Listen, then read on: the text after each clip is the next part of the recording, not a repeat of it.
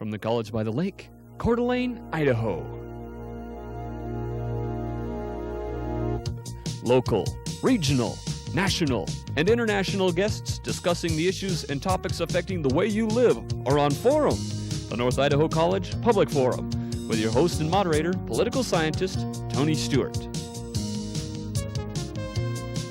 We are most pleased on our program today to present to you the topic backcountry packing. As we address this issue, we want to talk about such things as safety tips and the equipment that you should use on such a trip, and the problems of hypothermia, and as we have seen this winter, avalanche awareness and problems we have with that. And the goal of the program is to talk about how to prepare you for the trip and what to do and how to be cautious and how to have a good time. We live in a beautiful part of the country where this is a wonderful winter sport. In order to assist you with someone who can, in a most professional way, tell you about what to do, we welcome to the program Jason Lucre. Our guest is an employee at North Idaho College. He works for the Associated Students of this institution as the Outdoor Recreation Coordinator, and he is an outdoor recreation specialist. He holds a degree in that field from Eastern Washington University. Jason, I've known you for some time, and you do a wonderful job with your programs and communicating to others, and we thank you for being willing to come and share with our viewers in the various states and Canada these very important tips. Well, thank you, Tony. And as always, I'm very pleased to have Janelle Burke as our regular panelist, and we shall ask Janelle to commence today's questioning. Jason, this sounds like it's going to be fun, and we're in the planning stages now. Can you tell us, how do we go about choosing a spot to go to? Well, Janelle, there's several different ways you can choose a spot. One of the best ways to do it is there's several different books that are out on the market that have to do with different backcountry areas in Washington, Oregon, Idaho, and Montana.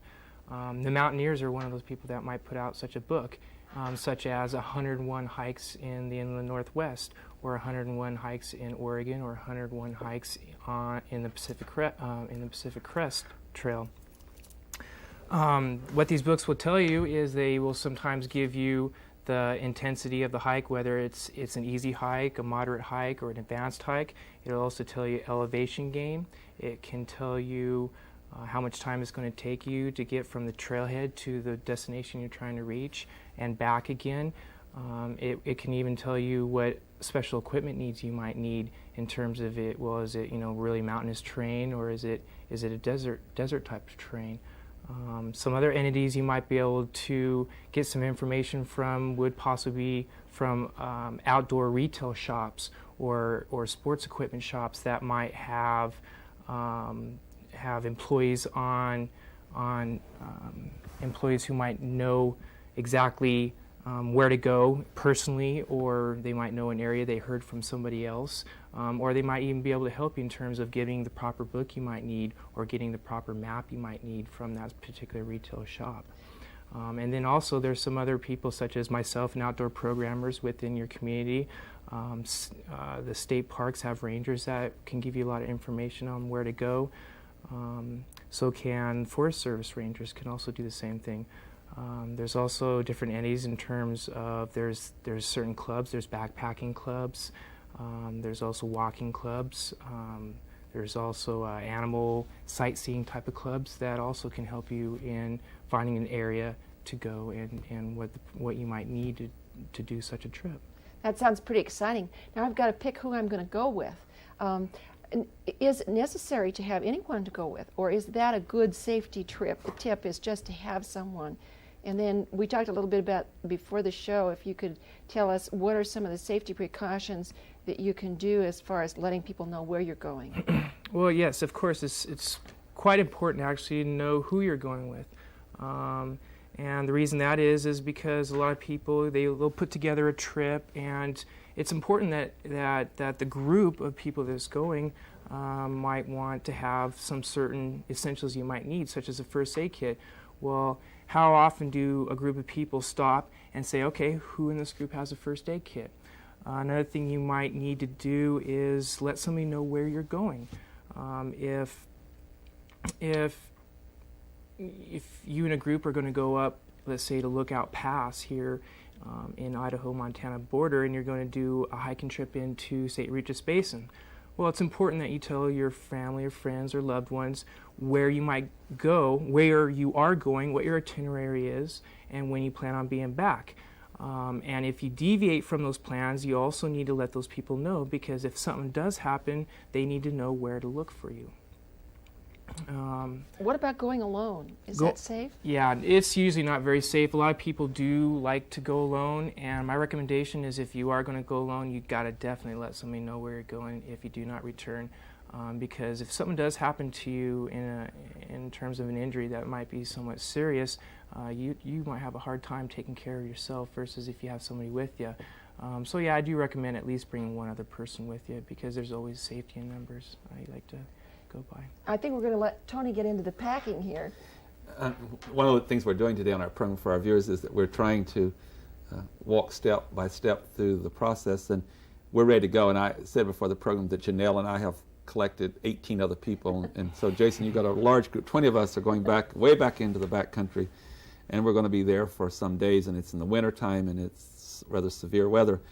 I know that there's a number of things that you must take with you, and so what I'd like to do at this point is talk about clothing, because a lot of people are in trouble because they don't equip themselves properly. Would you tell us what you need? And I thank you for bringing with you some samples of the clothes, not the entire amount of clothes you'd have to have, but take us through what you would need as you get into that very high altitude and the severe weather. Yes, Tony, I agree. Being prepared in terms of clothing is quite important. And the most important thing I can say in terms of clothing and what clothing to bring and not to bring is cotton is not very good material to use in the backcountry. And the reason that is because when cotton gets wet, it has no insulating properties whatsoever. Cotton will actually take heat away from your body rather than insulating your body. The materials you do want to stick with are a lot of the synthetic materials such as polypropylene, capylene. There's other insulating properties, qualifill, holofill. Just the main thing is to stay away from the cotton, and that includes underwear, socks, T-shirts, especially in the winter environment.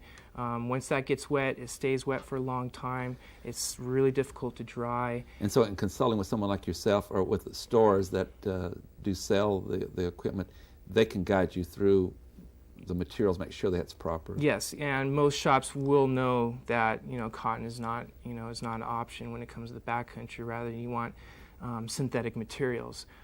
Some materials that I have here, such as what I call your wicking layer, and it's your very first layer. And what you need to have is a layer that transports perspiration from your skin to the outer layer, and it's called what I call the wicking layer. And the reason that is because most of the sports you do, such as hiking or skiing, you're going to perspire.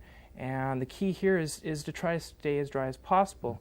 Well, this first layer, what I call the wicking layer, which is the synthetic material, will actually draw moisture from your body to the outside of the material. Okay, and it's also quick drying. It's very light, quick drying, and it'll actually transport water from the body to the outside. That's the first layer. Second layer, it's really important, is what I call the insulating layer. And again, it's a synthetic. It can be wool. It can be wool or synthetic. Wool. One thing about wool is wool has a tendency to be kind of heavy when it gets wet, and it can be quite itchy to the skin, especially if you have it on your first layer. Having that right next to your skin would be really difficult. But your second layer, being the insulating layer, you want that, to keep you warm. When I'm traveling, I'm usually just wearing something really lightweight because I am perspiring, and again, I'm trying to keep warm. But what happens when I stop and when I have lunch? This layer isn't going to do me too good. So what I'll need to do is put on an insulating layer, such as this pile or fleece jacket would work great, or again, a wool sweater would work wonderfully. After that, what you need what I call a protective layer. And what a protective layer is simply Gore-Tex, nylon, some type of shell that's going to keep the elements out. It's going to keep the rain and especially the wind out, because of course, as we know, with wind, you have the wind chill factor, and wind actually will contribute to taking heat away from your body. So you have the three layers. You got the wicking layer, then you have the insulating layer, and then you have your protective layer. And that goes for tops and bottoms. If you have these three layers, And you can have multiple layers in terms of you can have 2 fleece jackets or 1 wool jacket and 1 wool sweater and 1 wool jacket. You can layer as many as you'd like, as you need, depending on the temperatures that you are dealing with outside. On top of that, it's really important to keep warm your extremities, such as your hands, your feet, and your head. They say you lose up to 50% of heat from your head, so therefore I feel it's quite important to have a minimum of at least a hat. I mean, the hat is the first thing you should put on if you feel cold. That's why I tell students when students are participants on some of the outdoor trips that I lead, if they're feeling cold, first thing they should do is put on a hat, because you lose so much heat from your head. Your ears, your neck, and your head can lose a lot of heat.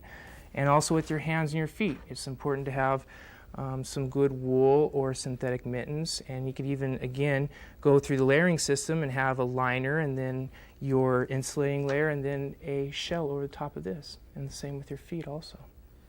So with all of that, that can be life-saving, because you really can protect yourself and keep the heat in and not endanger your life. We've talked about both the top and the bottom, everything except the footwear. What kind of boots or shoes should you wear? And I know, of course, some terrain is different than other and is more slippery, but would you give us a recommendation for footwear? I recommend leather boots, a good full leather boots. They have a lot of these boots that are out that have partial nylon around the toe area and around the ankle area. The problem with those boots is they have a tendency to not last as long, and they don't give you as much support. If you're carrying a 40-50 pound pack, which you can easily do on a 3-4 day hike, especially during winter, because you're carrying extra clothing, extra fuel, and extra food, because it is a cold environment, it's important to have that support in an all-leather boot. Another thing you do with an all-leather boot is you can waterproof it or water seal it, put some type of sealant on it, such as a beeswax or a waterproof spray of some type that actually will allow your foot to stay dry or keep some of the elements from getting in, which is harder to do with a nylon boot. Now I'm going to move from the equipment. You've done a wonderful job putting us through what all the person has, but the backpack, what's there, and let's say we're going to stay 5 days. Mm-hmm. What all should be in there? Obviously we have to have food, but I know there are other things, so kind of run us through a list of things that should be included in the backpack, and also essential things, because you can only carry so much weight. Oh, of course. You have what you call the 13 essentials, and depending on the person, depending on the environment you're in, these essentials are different with different outdoor people. Some of the things you need at a minimum is a map and a compass, knife, some type of a lighter or matches to start a fire possibly. Sunscreen is really important, of course. You never know what type, if it's going to be sunny. Even in the winter environment, a lot of people don't think about the fact that you get a lot of sun from reflecting off the snow and ice. So you need sunscreen to keep from damaging your skin. Glasses, that's another thing. Especially if you're in the snow, you can actually get a lot of damage from your eyes from the snow and ice.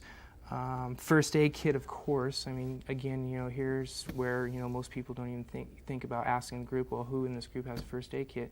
Yes, you might be going up for a day, but you never know. You need to be prepared for anything. You can go up, you could hike in 3 miles and have a friend break a leg. Well, it might take some time before you get some help, so you need to be prepared to possibly spend the night. What I do is, in terms of bringing essentials and what I need in my backpack, is I go by what I call the what if factor. What if this scenario happens? What if that scenario happens? Am I prepared for it? Am I prepared for the worst possible thing that could happen? And it's what I call the 3 Ps, prior, proper, planning. And with prior proper planning, you're going to be ready for any situation that might happen, whether somebody get injured, whether you have a sudden snow or rainstorm that comes in, or whether you get lost. You're not able to find your way to your car until well after dark. Do you have a little more beyond just a pair of shorts and a t-shirt, or just 1 layer of clothes, or do you have a little bit of extra food just in case you need to have a little bit of nourishment? So it depends on what area you're going into, and just being prepared before you go out there for any scenario that might happen. Some other things in terms of the 13 essentials is like, let's say, paper and pen. A lot of people think about bringing paper and pen into the outdoors.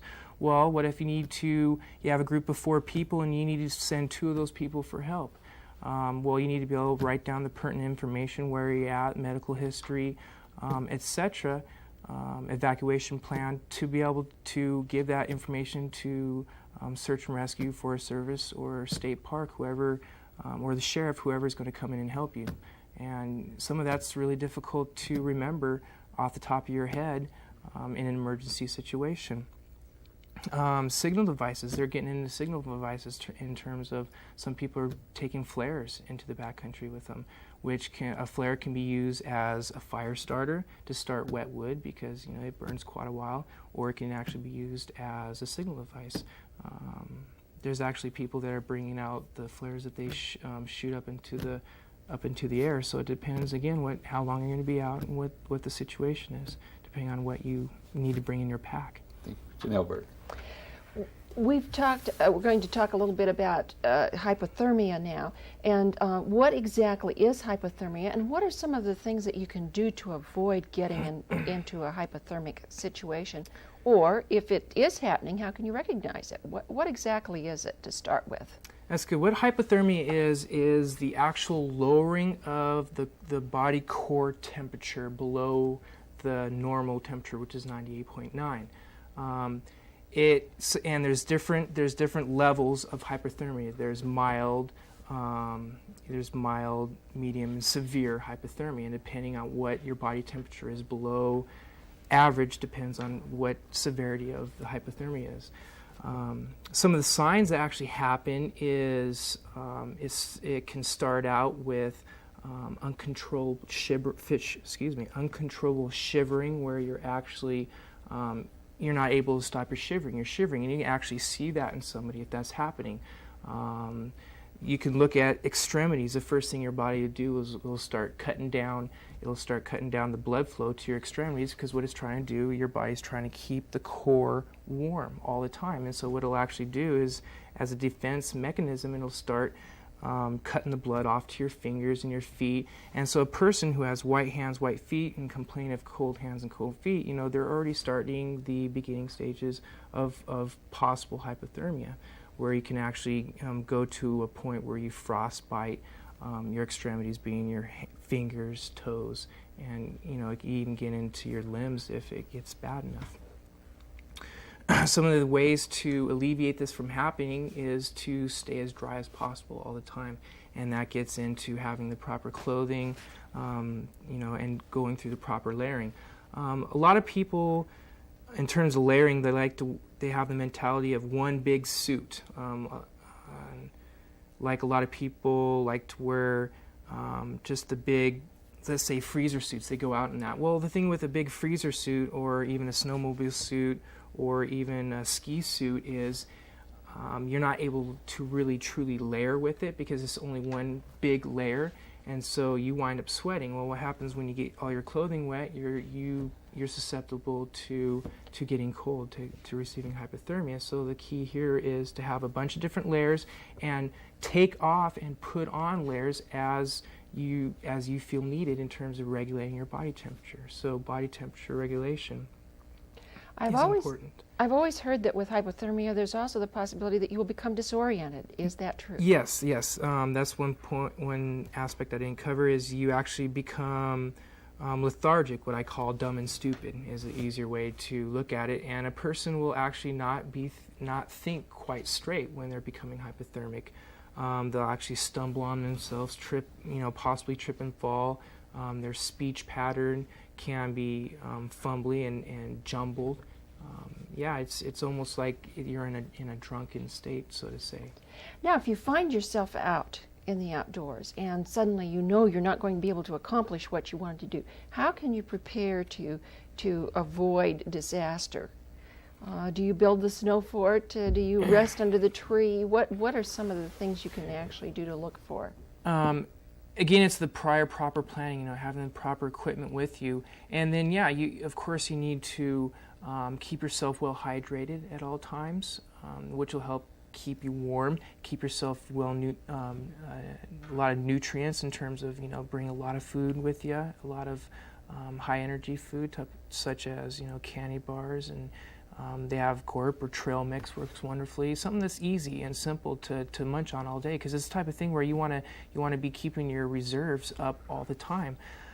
So if you find yourself in an emergency situation, you need to make sure you put the proper clothing on and get yourself warm. Stay in a spot. If you need shelter, yes, you need to construct yourself a shelter, whether that be of sticks and tree limbs, or whether it be digging a snow cave, because snow actually has an insulating property to it, and it will actually get you out of the wind and into an area that will actually help insulate you rather than being out in the wind. Yeah, you need to get out in the wind too. Again, you have that wind chill factor that can actually take heat away from your body. So you do need to get out of the elements. And even a very small fire, such as a candle, will keep you warm in an emergency situation. Oh, absolutely. For some time. Yeah, even in a snow cave, the simple use of a candle can actually warm the cave up 5-10 degrees. Some other things you can do that people don't think of is if they're skiing and let's say they get lost, to loosen your ski boots so you have proper circulation to your boots. Something else you can do is they have these hand warmers that I see a lot of skiers are starting to use. Those work wonderfully, especially when you have somebody who might be getting a little bit of frost nip or frostbite on your fingers. You can keep that from happening by using some of these hand warmers. Another thing I've heard of people doing in terms of emergency situations is you have this backpack that you can actually put your legs in maybe, or your feet in, that will give you extra insulation. Another thing is insulation from the ground. Some people can sit on their packs or sit on a jacket or sit on an insulate pad to keep from getting cold from the ground when you're sitting, because of course if you sit on snow and ice, the snow is going to take the heat right away from your body. So it's important to insulate yourself from the ground and from the outside, again, the outside elements. Jason, another thing that's happened this winter here in the Northwest, there have been some tragedies, as we have from year to year, with avalanches, and we've had death from that. Give our viewers some tips about when they're back in the backcountry where there's a tremendous buildup of snow, and this is common for it to break loose under certain circumstances. How do you judge if there's a possibility of an avalanche, and how do you try to avoid being trapped in such a situation? Mm-hmm. That's a great question, Tony, because a lot of people are unfamiliar with some of the things you need to do to keep yourself from getting caught in an avalanche or putting yourself in a situation that could be disastrous. Some things you can do, again, the prior proper planning, what I call the 3 Ps, is there's some avalanche forecasting phone numbers you can call for Washington, Idaho, and Montana, different numbers you can reach that will tell you the actual avalanche conditions in terms of, are they low, is it moderate, or is it high? They'll give you temperatures, they can give you how much new snow has fallen. They can tell you, exactly what the conditions are like before you even venture out, because why would somebody want to venture into the backcountry skiing if the avalanche conditions are high? You can find these things out before even going. And it's to avoid those places at that time. Yes, exactly. Or to avoid, especially the open slopes, because an open slope has a tendency to slide long before a slope that has trees in it, so to say. So not to go out on the open slopes at that time. I recommend taking some type of avalanche awareness course, or some type of get together with somebody that does know about avalanche awareness and backcountry travel. Because it's important to know these things, especially if you're going to be snowmobiling quite a bit, or if you're going to be backcountry skiing quite a bit, or even cross-country skiing. It's important to know what kind of conditions you're in to prevent yourself from getting caught up. And as you'll learn, as you take an avalanche course, there are some items that would help in terms of saving yourself in a backcountry emergency. If somebody gets caught in an avalanche, they have what you call an Avalanche Transceiver, which both puts off a signal and it can receive a signal in terms of somebody gets caught in an avalanche, you can find them and actually unbury them. Of course, which is last minute. Of course, you don't want to get yourself caught in that scenario, but if needed, you have the proper equipment such as the Avalanche Transceiver, probe poles, and a shovel. A lot of people, when they think about going in the backcountry, even for a backcountry ski day or a cross-country ski day, a lot of people don't think about the fact that you might need a shovel, because who knows, you might need to dig yourself an emergency shelter. But my main recommendation would be is just seek further knowledge in avalanche awareness and avalanche safety and the equipment you might need with that, just by finding some of the courses through some of through the Forest Service or through a ski area that sometimes will put on avalanche awareness or avalanche actual courses, avalanche safety courses. But avalanches are more likely to take place when the snow builds up to a certain level, and also there's a warming trend. That's more likely when it breaks loose. Mm-hmm. Or new snow, new snowfall. If you haven't had snow for 4 or 5 days, and you all of a sudden get 3 feet of new snow, well, that's a potential hazard. Not all people know that. I know that being being a backcountry traveler myself, but those are some of the types of things you learn, that the fact that, hey, if you haven't had snow for a long period of time and all of a sudden you get a huge amount of snow, you know that the conditions can be quite high, and those are some of the things that they can teach you in an avalanche course. We're just about out of time, okay. And we've spent all this time talking about safety, and that's important, but there must be a reason why one does this. It's fun. So would you take just about a minute to tell us the kind of enjoyment it is in the backcountry? The beauty of the area. Oh yeah, it's the backcountry. Speaks for itself in terms of the beauty of it and the reasons you do it. It's an environment to, at least for me, it's a way to get away from my normal everyday life and get out and actually maybe reflect upon myself and be in the outdoors, where it's a calm, cool medium that is actually quite beautiful and serene and that's, so to say, untouched from society or not as populated. It's a way to get out and enjoy what nature actually has to offer. Because oftentimes to get your basis. perspective. Yeah. As Thomas Jefferson always talked about, getting in touch with nature, and Thoreau and Emerson and others. On that note, it's such a positive note, I have to bring the program to conclusion. On behalf of Janelle Burke, our panelists, and our staff, Jason Lucre, thank you for being on the program. I've known you a while, and you do such a wonderful job. As I said at the beginning of the program, you were very, very informative, and I know our viewers have enjoyed this information, and hopefully someday it would be maybe there to prevent a tragedy. And we thank you very much. Ladies and gentlemen, I hope you will join us again next week at this same time when we shall discuss yet another issue. Until then, please have a good week. I am Tony Stewart.